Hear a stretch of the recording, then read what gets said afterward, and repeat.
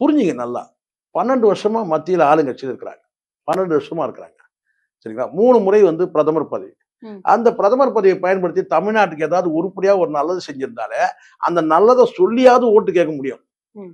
இப்ப நீங்களே சொல்லுங்க, இங்க பிரச்சாரத்துக்கு போறாங்கல்ல, இந்த பிஜேபி தலைவர் போய் பிரச்சாரம் பண்றாங்கல்ல, ஏதாவது பிரதமருடைய ஸ்கீம சொல்லி இவங்க ஓட்டு கேட்டிருக்காங்க? சொல்லுங்க. பிர- பிரதமருடைய ஓட்ட சொல்லி கேட்டிருக்காங்களா? எவ்வளவு ஸ்கீம் இருக்கு தெரியுமா? சென்ட்ரல் கவர்மெண்ட் வந்து பாத்தீங்கன்னா வந்து பெண்களுக்கு பெண்களுக்கு வந்து பாத்தீங்கன்னா அந்த ஃபர்ஸ்ட் கிராஜுவேட்டுக்கு ஒரு தொகை தராங்க ம்.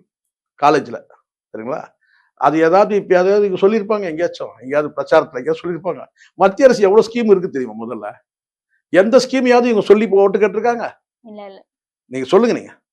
ஸ்டேட் கவர்மெண்ட் இருக்கும். சென்ட்ரல் கவர்மெண்ட் ஸ்கீம் ஏதாவது வந்து ஒரு ஒரு பிஜேபி தலைவர் பிரதமருடைய இந்த திட்டத்தை வந்து சொல்லி வாக்கு கேட்டார். சொல்ல சொல்லுங்க போல.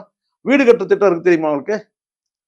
பிரதான் மந்திரி அஹ், ஏதோ யோஜ் பவனா ஏதோ பேர் ஆமா. சொல்லுவாங்க. இது இந்தியில. ஆமா. வீடு கட்டுற திட்டம் இருக்கு. ஆகவே பல பேர் வந்து வீடு கட்டியிருக்காங்க.